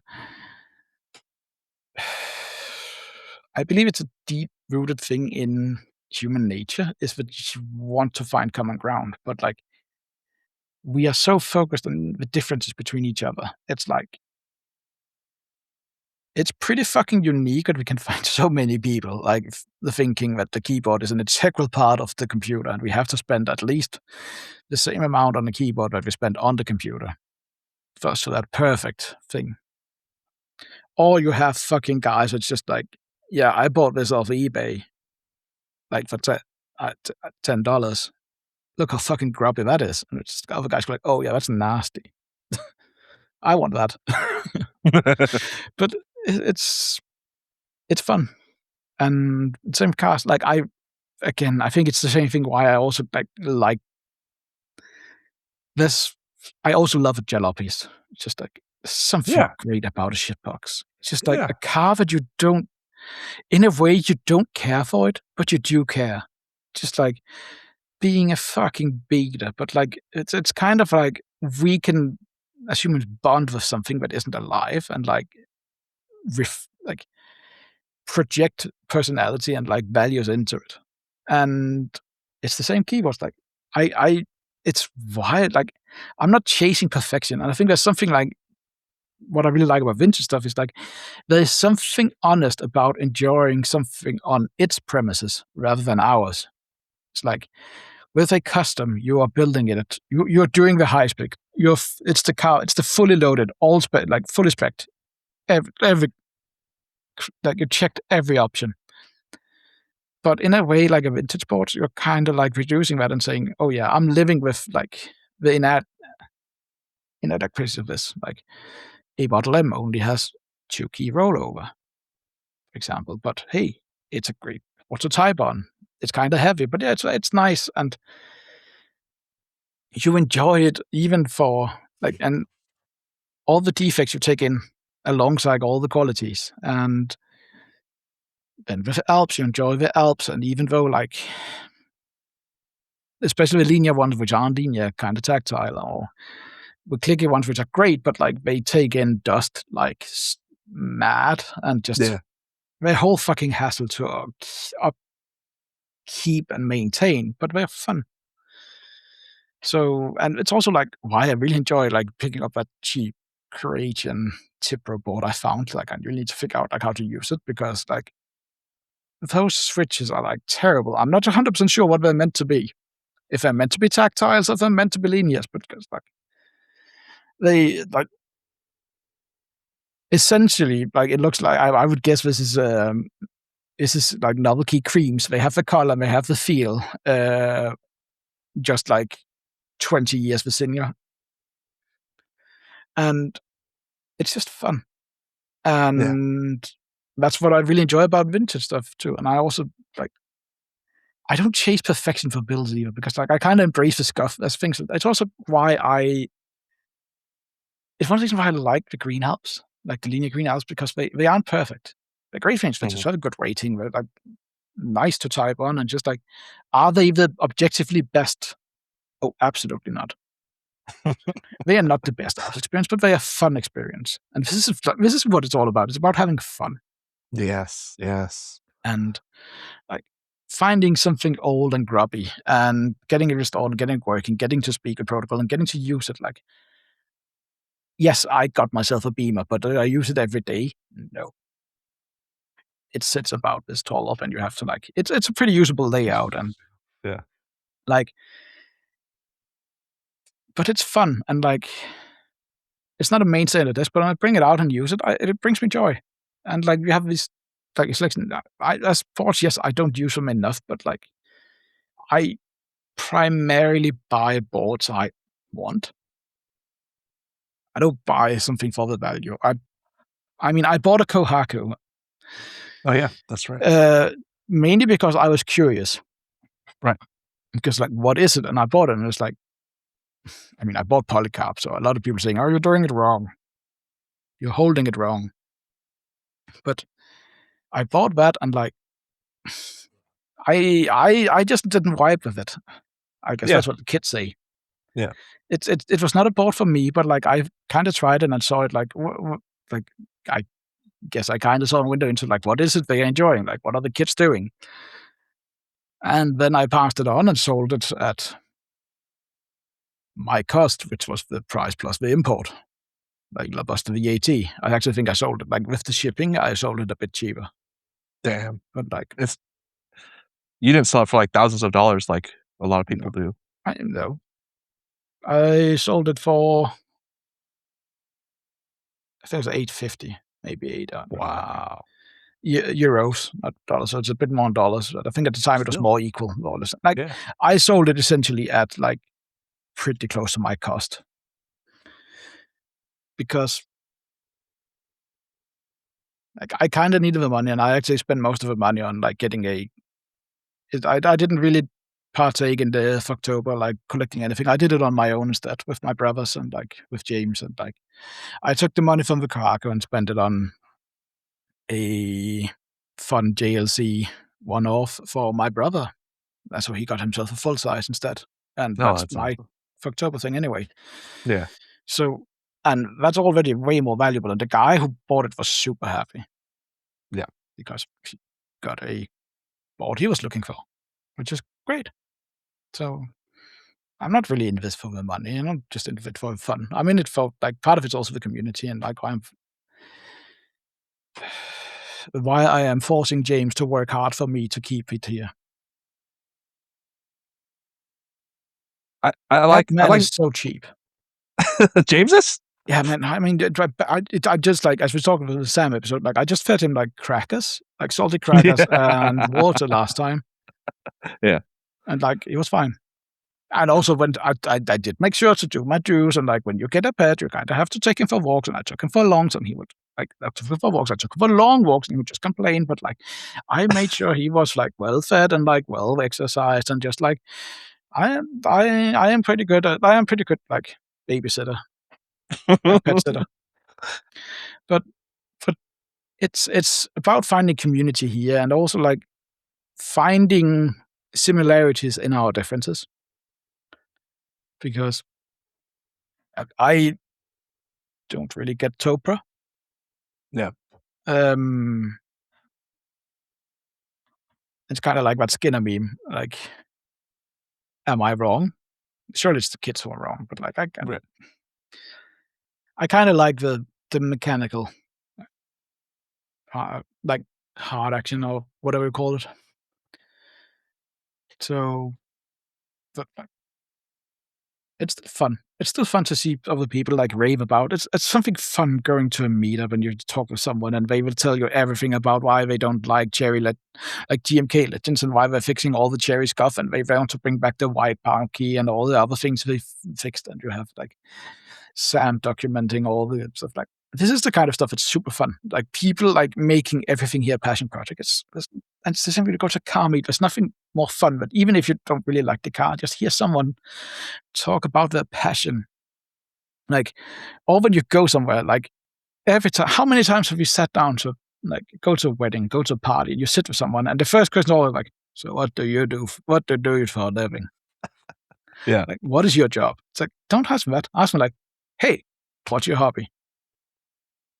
Turn off something like, what do you like? Like, just ask me about like what they don't ask me like what they do for a living, because like most likely they're fucking miserable and hate it. Like, I can't imagine myself going back to be a full-on Sparky, because I fucking hate like stringing, like wiring, etc. It's like, it's the most dull thing ever. Like, I like to troubleshoot. I like fixing things that are broken. Yeah. But like, someone ask me about my hobby will probably catch me off guard, and I really get some vague answers like, I like this thing. Or you tell them, I like keyboards, and they go like, you like what? Like the music instrument? And they go like, no. There we go. Like, it's part of actually the job interview I had my former job, where I was fixing CNC machines. So they actually went and asked about it. So what do you do for a hobby? I was like, buddy, I got a story. I got it. Exactly. I went like that. It's like, you're never going to fucking believe this. And it's the dumbest thing ever, but I enjoy like keyboards. And they're like, oh, instrument? No, computer keyboards. I'm like, and they got like really invested into it. Yeah. And you tell them all about this hobby, and they go like, it's so fun because it's so niche and it's so like out of the ordinary. Yeah. It's one of the guys, like the local guys here, also told like his wife, like she just doesn't get a lot. Like she doesn't care for keyboards. not one bit. And like, I'm fairly sure she sees his hobby as like pretty like frivolous and like, why you're spending something like so much time on something that's so unproductive. Yeah. And like, he told the story about her complaining to the, what do you call it, the mom groups, whatever they call them. They get a baby, they sit down and like talk about how, I don't know, baby stuff. Yeah. Fuck if I know what I do. Like, I don't have kids, luckily. Like, that's why I'm surrounded by beige still. But like, and everyone in like, but you're saying the story, but like everyone in the like maternity group, I guess, were just raving about, like, really asking it. Like, she was just talking about, like, he has this dumb fucking hobby and like with keyboards, and they're like, what? And we listen into it because all their husbands were doing with like motorcycles or chainsaws or cars, like all the fucking useless dumb stuff. And then they go like all the regular like pedestrian stuff that all men like. And then she said, like, she's sitting here complaining about this guy who's sitting down like playing around with keyboards. That's kind of fun. That's novel. That's more. It's such a fun and niche hobby. Yeah. And there's so much skill to be found in it that you can actually use. So even like while it on the surface seems like a frivolous thing, like you can see there's plenty of people who's built a career either directly in this business or based on things they do, or that they are taking skills that they have taught or learned, like been taught, or they've been picked up like in other trades they use here. So like it's like thinking around with a mechanical mechanism. It doesn't matter if you're like taking apart a hydraulic valve or you're taking apart a key switch. Like you get to a point where it's just fine mechanical things and you get an understanding for it. So it's kind of adjacent to what I have, but it's also kind of a dangerous thing is that I use the same part of my brain for my hobby as I use at work. So you're kind of like melting down one part of your brain, and then the one doing other stuff just like gets free reign. So, but it's one of the things, but the hobby ain't dead until the community has left it. Yeah. Because the nature of the hobby is a community, and like, where it is now, it's anyway, we shouldn't really talk about it, should we? Because like everyone's like right now cashing in on why this hobby is dead, and like it's so great. Or I was sharing a video of someone like talking about like, oh, this hobby is dead for me and I'm leaving it, and then turns out that he isn't really leaving it. He just stopped buying custom mechanicals and just bought splits. Oh, it's like, how are you still, sir? Like that's how does this work? Like you're leaving the hobby, but you're still in it. Like I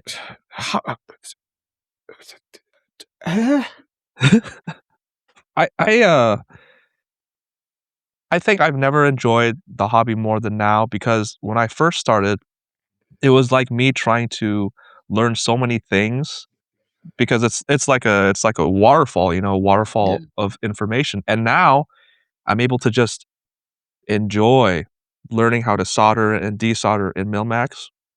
I can handle many different boards, learning about this, learning about that. And now I'm just able to just enjoy the hobby versus an endless need for like trying to keep up to date with everything. I love the hobby right now personally. I know it's not everybody's opinion, but it's so great right now. I'm having the best time of my life right now. But that's also because you're reaching a point in the hobby where it's a case of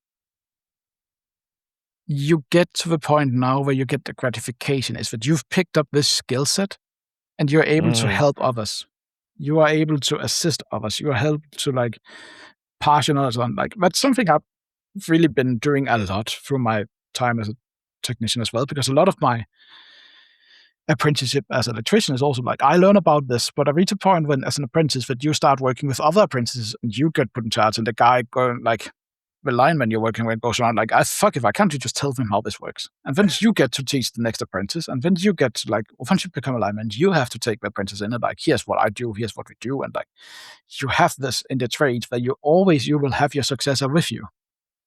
Yeah. It's the same thing when I was a technician out working, because like I had to like learn the CNC machines to a level that was good enough to get the guys going on the machines and like get them started and like get this information in fast as possible, get it processed in my head, and then get it out and back to them within a limited time. You get to start doing something, pick up a work way, etc., and a special way to do something or repair, etc., and you get this communicated out to your fellow technicians, or the whole block of technicians, and they would start working and using these processes. And it's the same thing in the keyboard world. It's very gratifying to take something apart, see how it works, put it back together, get it working, and then someone go in and how do I do this? And you go oh boy, I know. And Model Fs are a fucking pain to work with. I don't know why people complain about beam springs, because beam springs are literally screw them and put them together. Those are easy, but Model Fs are get a fucking visor, get some clamps, and then push it to the side because they press fit and slit. And opening those up is one thing, but then closing them again with fresh foam and they do feel great, but fuck, they are a pain to work on. Yeah. And then the Alp stuff is just hilariously overcomplicated for what it is. Full of very open and just full of so many things. It's were they looped in the first place? Yes. Asterisk, they were. But do we know for sure? No. Are they prone to dust ingress? Yes. No. A lot of questions about those are really just fucking black magic. It's very obvious to me why MX became the superior switch, because fewer parts, less prone to dust ingress. It's not a great tactile, it's not a great clicker, but it's a brilliant linear. Yeah. Alps are kind of overhyped for sure, but they're fun. They're fun and different, and they actually have a tactility that makes sense, and not just something where it's basic friction bound the MX, which I don't find joy in tactile MX, but there's a lot of people that do, and bless their hearts. No, it's just but this is the fun thing about the hobby, because when you have someone in a common field going in and talking about how I'm just a fucking elitist idiot, and doing nothing but shitting on other projects, being a fucking schizo, actual peer review. And at the end of the day, it's fine. We share our opinions. We laugh together, we cry together, or whatever. It's the same house, and I find it fun to have someone, and just going to meet up, you have someone, and because there's so many people that go, and also when you talk with someone, it's yeah, this is it. And it's this is fun. And if you enjoy it, that's the best part of it. Yeah. Sure, this hobby is full of wrong preferences, but it's it's what matters at the end of the day is what do you like, and be honest about that. That's just I spent so many years, also because I was in the trades, and I have so many friends that went on and further on and earned more and more, got more successful roles into it. So I've already had my identity crisis in many ways. It's what am I even doing with my life? Everyone's earning twice what I am. But it's but being true to yourself and being front to others and I enjoy this. That's a pretty remarkable skill, and it's also fun. It's just because you like something that isn't ordinary or considered bad, it doesn't matter. It doesn't matter as long as you enjoy it. I mean, there is some legal things, and we can get out why it's really, really bad. But say again, it's pretty innocent here in the hobby. It's do you like these? Whatever.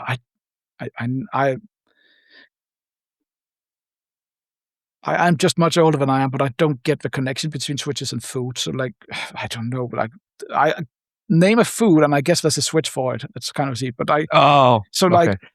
Tell me if someone goes I really like these Haggis Browns. It's okay. It's and they can rate Browns. I don't know if they exist, but if I would I'm just naming a food and a switch. Oh, okay. But I would assume a Haggis Browns would be something with say a deep fucking sound, maybe factory looped, maybe a 3-stage spring. long poles where it's tactile. I don't know. Maybe in like a murky brownish red and a like beigey woolly thing, because like I don't know. Everything Otherwise, you if said, it doesn't exist and it suddenly exists soon, like I would like to know, because that's can then tell us about our reach. But no, everything you said, I wrote down so I can steal and create Haggis Browns. yeah, but like there's so many things that's like named after foods, and I don't get the connection. It's like, essentially, we've all learned, like, from an early age, don't keep food and drinks next to your fucking keyboard, and here we are naming everything in it. Is it just because it's a heart desires what it can't have? I don't know. Haggis Browns. I don't know, but, like, again, going to a meetup, and you talk with a guy, and they tell you all about, like, why, again, this, like, why the white pound key, like, basically getting, like, the deprecation of the white brown key in favor of just of a small pound key is the biggest crime that GMK has ever committed. All the guys saying, I really like these Haggis Browns kids in my keychron here with foam. And it's like, it's fun. Found something to join. Like, I'm also hearing like people about like, what are the patterns? What do they enjoy? Like, why do they like it? This is the fun bit. I'm not going to just stand around and talk shit about people. Like, or actually, I do. I will always talk shit because that's the one thing I was really good at forever in my life. And like, if someone are offended by me, I talk shit. And then anyway, I am deeply sorry. If you reach out and say, I will say sorry to you in person. Like, I'm not going to like, I genuinely, if I hurt your feelings, whoever you are, in some way or another, it was probably not meant to be. And if you talk with me, I can tell you why it happened, etc. And I will gladly tell you sorry for hurting your feelings, because that is also a thing. I don't want to hurt people's feelings, but I also want people to accept that we can all talk shit. Yeah. It's like everyone gets the whole fucking society. No, I'm getting into one of the wide rants, but like everyone is getting the whole thing fucking wrong. Like how Vogue is bad and how like right wing it's better so that we can talk shit about people. It's not about that. It's like, yes, we are different. Yes, we dislike things, and we can talk shit about things, and you can hurt other people too. But it's the letter of intent. And if you say something like it's like someone's always get like stand-up comedy is bad because it's all about like hurting people's feelings.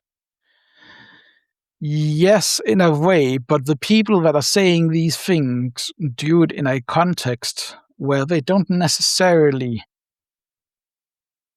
intend like for the other person. Like one of my favorite comedians of all time is George Carlin, and I think he has absolutely been abused by either side of the spectrum and misunderstood, because like the guy, yes, like see some of his stuff he went out and said on stage is basically not how he was as a person, like quite different in many ways. And I always just vibed with this kind of humor, and I've always had this like dark, bleak humor, which doesn't really fit in anywhere, does it? But it's also like it's not about hurting other people's feelings in any way. It's about pointing to the absurdity of this, whatever it is, or pointing to the deeper issues that are around. It's not about, and it's, we shouldn't go around and actively hurt other people's feelings just to hurt them or harm them. No, that's also wrong. It's not like people are not thin-skinned. You can say something that's truthful, but it's like, if it's just like, talk it over. And it's like, it's easy to point at someone today and say, like you say they are a dick. And to a lot of people, they would absolutely say I'm a dick. But I am also like,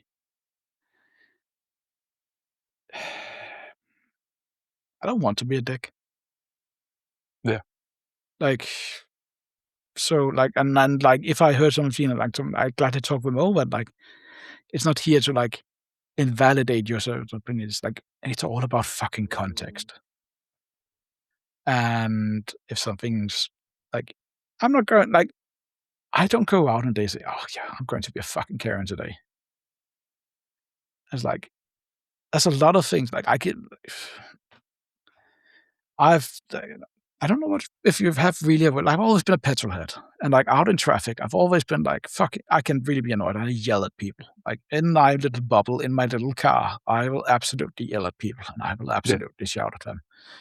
Even when there's someone else in the car and people thought this is hilarious because this guy, and like someone will say, what the fuck is going on? Like in the phone, I will break up because I'm someone, but like, even then, I give room for other people when I leave. Like, sure, like don't be slow or like be like obstructing traffic. That's being a fucking dick. But like, I'll give room for others. Like if I see, and also the same, you kind of see people that drive like me and then they do the same thing because the guy in front of you, but they don't let the fucking bus out or they don't like, they tailgate the fucking driving school. Like, why?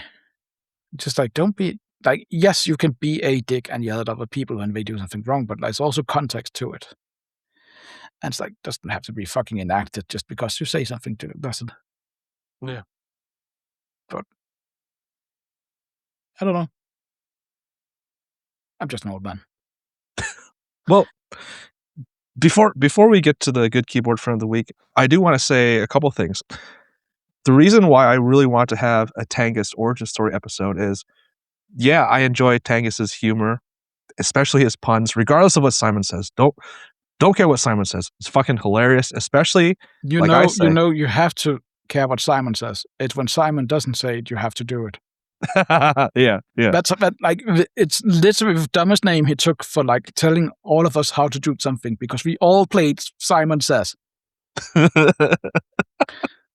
Like when Simon says you have to do it, when Simon says not, so he can't imply anything. He has to tell, like, and then he's saying you don't have to do what I say. But why are you calling yourself fucking Simon and telling us what to do? That's great. But yeah. No, and like, and all good villains like have like, again, that's the great thing about the Joker and why we didn't really need 2 Joker movies, and like a Joker movie was already kind of like, you don't need an origin. A good villain doesn't need an origin. There you go. It's like, want to know how I got these cars? And then I can tell you bullshit another story and give you like 3 other stories. That's how you do it. Yeah. No, I love it also because I know Tanghus has a lot of very good and very, very meaningful points in terms of not just a keyboard hobby, but in life in general.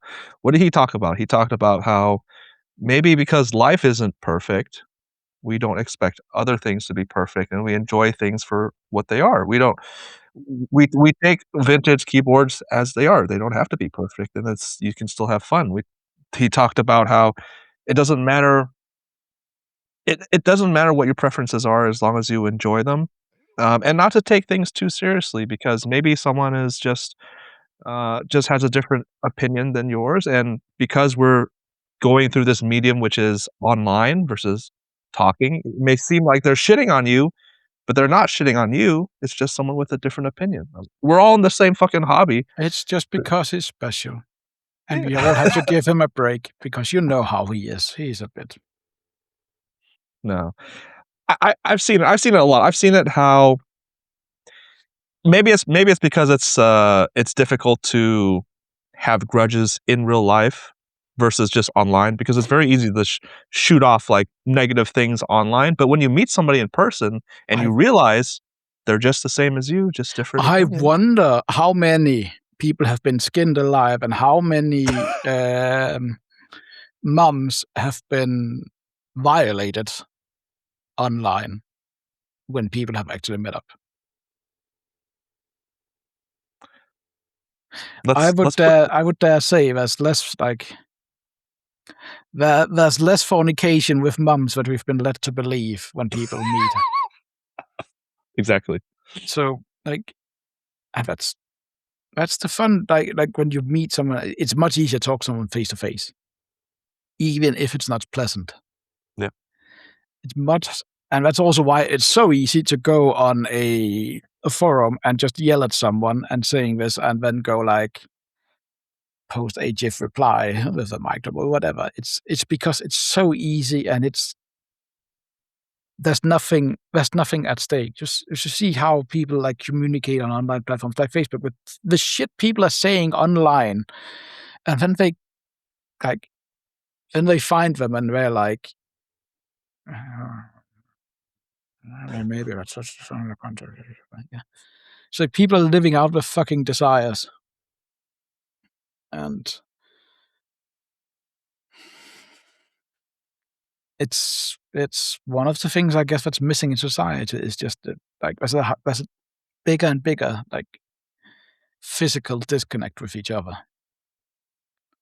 Like I guess Wall-E was a documentary after all, but like then you also see them sitting around in their little chairs, scooting around like all the screens instead of being like the physical is like, gee, I wonder if my parents were actually right. But like, there's also, on the other hand, also like great friendships that's been built this way, but between people that would never have like happened. So I guess it's a case of everything's good in certain amounts. Yeah. I don't know. Like, there's just something fun about going to meetup and bringing fucking cherry MIs with it. Like someone who doesn't, they've read all online about people like talk about how shit they are, and you take it to a meetup and you type on it and talk with someone and they go like, oh wow, this is really bad. It's like, oh yeah, fuck yeah, that's really bad. And it's just, it's so fun sharing like both this. Oh, when you go to like a car meet and someone has brought in, say, a friend of mine bought a Trabant. It's like not a great car, a little 2-stroke engine. It's just like 6-volt system. It's just like built from like cotton and wool and a plastic resin. And it's just like as soon as you chip the protective coat, it's just like water gets in and gets absorbed and just like pushes the fibers up because they get soaked in water, and just like it's a terrible car. But it's so fun, and when people go like, "Oh fuck, man, that's so terrible," and it's like, "Oh yeah, I know," and it's so fun, and it's so fun, like having something bad. It's like, and using something. It's also fun. Some getting a terrible board and using it. It's just like, it's fun. Yeah. It's a. There was a Danish comedian like who was talking about like doing a big talks about mediocrity and the importance of mediocrity. And I think a lot of the focus we have in the hobby is also everything needs to be perfect. It needs to be this. It's a hobby that's all about chasing perfection. Like, oh, it needs to be this, try this and this and this. But sometimes you really just gotta try. Like sometimes that's just like, it's so fun, like reveling in just the mediocrity and resting in it, and just, this isn't perfect, but it's good enough for me. It's what I want to use. And like, I found myself enjoying a board. I basically got the K3 from James, and I just tossed in some Nixies, like completely stock, no spring swap, whatever. Something I usually never do. And just like, those springs are not good. But it's fun. But it's fun, yeah. It's fun, and we're getting broken in, and then later on I can do for fun. It's like, but there's also a lot of aspects I don't get. Like, I don't get vintage blacks. I do get it, but I thought I got it. But people are buying new old stock vintage blacks. Oh, the ones that haven't been used. I don't understand that. I thought you were meant to buy those that have been used, because those are the good ones. Yeah. You want someone that's already been typing like the whole life story out on them. Yeah. Because then you just need to clean them up and loop them, and you're Bob's nephew. But like, yeah, like it's also why I still have my fucking Philco, like laying in my, because I have used it at times, because like it's not a great, like, but like, yes, objectively, like cherry clickies are awful because they absolutely rattle. Like typing on them, it's like you're at the same time you're rustling a bag of Legos. It's yeah. It's just like the whole click. It's like, but it's really the charm of it. It's really the thing I like about it. it's like I like the shortcomings of the Filco. It's like steel plate, like really get the terrible resonance because like it's not resonating like proper in this, but it's a plastic housing and you get so it just amplifies the blues and like the rattle from these and the inconsistent spring rate, which are like blues are way too light. The greens are much better, but like also turbo switches. But like that's the fun stuff. And do you know what is the most fun? Having good keyboard friends. True. I don't want to. Oh fuck! It's been 2 hours. Wow. Well, I have one. Well, this is why I like talking to you because we can talk for whatever we can talk, and it's just like, oh shit, 2 hours has gone by. But yeah, and then you have the guy like I know who you are. I've seen you in the comments. Have one guy go like, it's way too long, and now we're way past the hard caps. We just have to say bye now. But like, I've seen you. We got you. Why do so we like to do? I'll say this to the people that may have not watched. This is the first time that they've watched or listened, but we like to shout out at the end of every episode a good keyboard friend. And what is a good keyboard friend, Tanghus? Good keyboard friend is someone that, I mean, it could even be a friend. Like even genuinely, a regular friend can be a good keyboard friend. Probably have a keyboard, and if they're a good friend and they own a keyboard, they are already automatically like a good keyboard friend.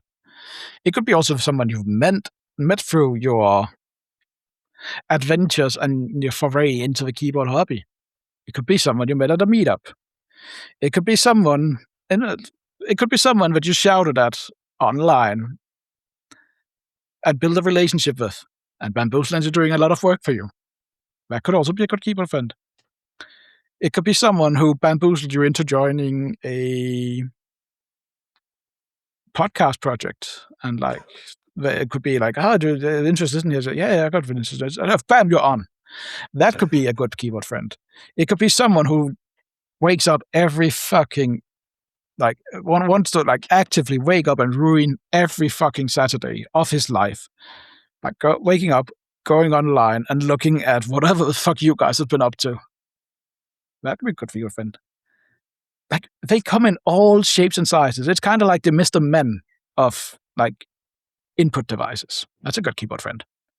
And if you have one, you want to shout them out, you can go online, and a good keyboard friend could be also someone who fixed the hyperlink so it now can go to www because you are going out on the World Wide Web like it was intended from the start. You go out at www.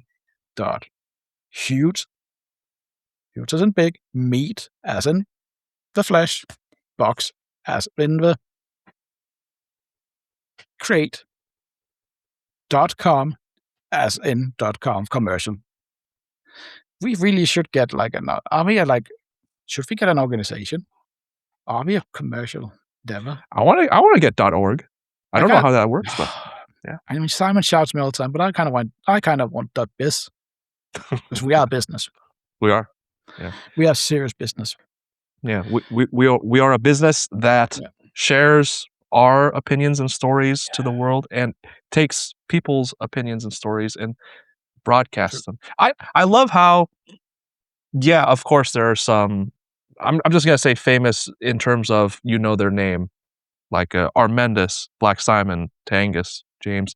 We get those people on the podcast, but we also get people. How half of those you're saying are like famous, and you mention like not only do you mention like us here as if we are famous, you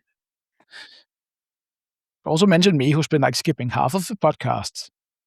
Oh no, but like I wouldn't say famous unless you're of course missing the key word here, which is infamous. But like, yeah, like sure we've had famous people on too, like that guy with the keyboards, the guy with the guy with the with the plastic keycaps and the things. Yeah, that guy. Right. So I think we had like the two of them. I think like yeah. There's also like the guy who did keyboards. We also had him on like that guy. Yeah, it might also been more than two of those. Like the guy. Also the guy like the vintage sports like that guy. Yeah, no, like that guy. I guess also two of them. But like, you could be normal. You could be a normal. There's so many people in the hobby that the people that we have on, I like how it's representative of not just people that you know in terms of names, but just good people in general with story. Everybody has a story to tell in our hobby, right? And like, it doesn't matter that you have a great, like, if it's just a person you've seen like outside, like, that guy's pretty cool, or like it's a deeply ingrained friendship, and he's like, this is my Jimmy.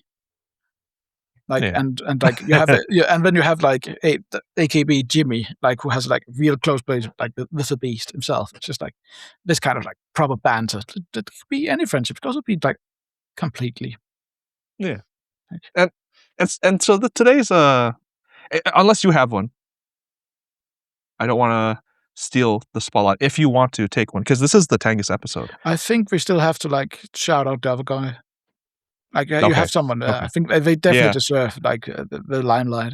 Okay, so this is a thank you to this person in general, as well as all our supporters.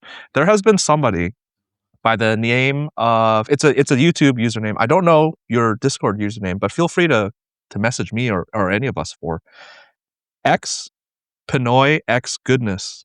So this person, I have seen this person comment on literally every video that we've put out.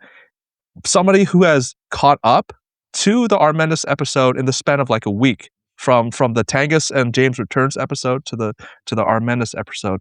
Someone who has listened and watched to all our episodes, and we're so grateful that that we have the support of you and the support of the watchers and the listeners, because without you guys, this whole podcast is not able to be shared with the wider keyboard community. So I want to thank you, xpinoyxgoodness, whoever you are.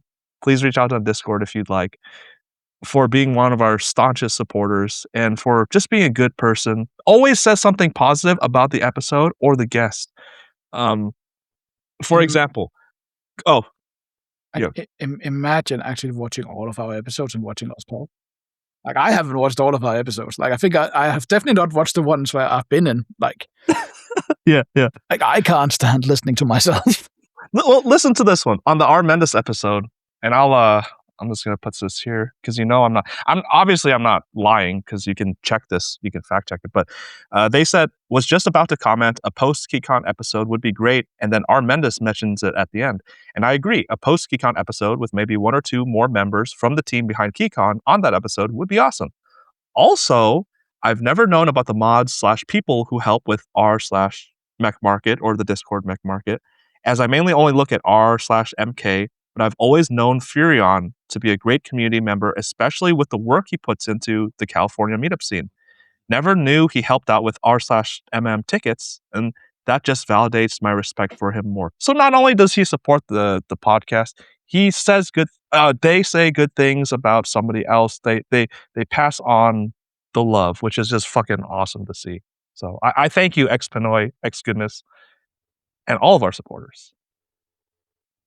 But with that, unless you have anything else to say, Tanghus, I think I should like say thank you to him and all the viewers that actually still check in, even considering like and like they accept us for who we are. They accept our lax view on timelines and scheduling, and they somehow, even through all the crap we let out, decide to come back. I mean, that takes fucking character, man. That's telling. Like, imagine people actually being like returning listeners to us. I mean, all my respect. Like, I hope we said something valuable, because like I don't see it all the time. Yeah. So they are the good keyboard friends we have. We may not see you. Actually, that sounds pretty bad, doesn't it? We see you. Especially we see you. I see that this is now 2 hours and 10. Yes, we will get it done. Sorry, sir. Yeah. But like, we that's pretty fucking grand of you, blokes and lasses. the gender neutral thing of those, because I don't really know it. I would love to, tell me. But like all of you guys, it's nice to have you. Yes. It brings a joy to my heart to see Hubert actually smile because someone commented on the video. It's actually pretty nice. Like, you should see his like face like grin every time like someone commented on YouTube. Someone commented on a video. Like, It's not just me. You're actually doing us all a great so it's like it's bringing Hube's joy and it's bringing us joy. Thank you, boys and girls and glasses and guys and mates and buddies and whatever you are. Thank you. That's pretty nice. On behalf of myself, Tanghus, Black Simon, and James. And Simon. And we really need to get like a sock puppets. Oh, no. Can you just like a stick with a face and go like I see Simon. Simon wants to say something. Go ahead, Simon.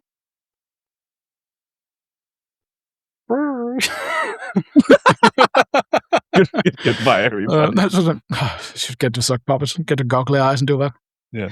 No, so people like really buy our merch, because the first thing we're going to buy is going to like make a episode where we buy a copy of our likenesses from the Henson Company and get them sent to Simon. And then we get to like live through that episode all together.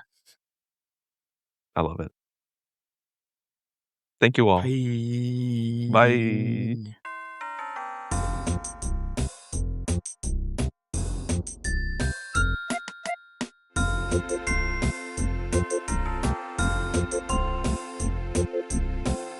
Bye.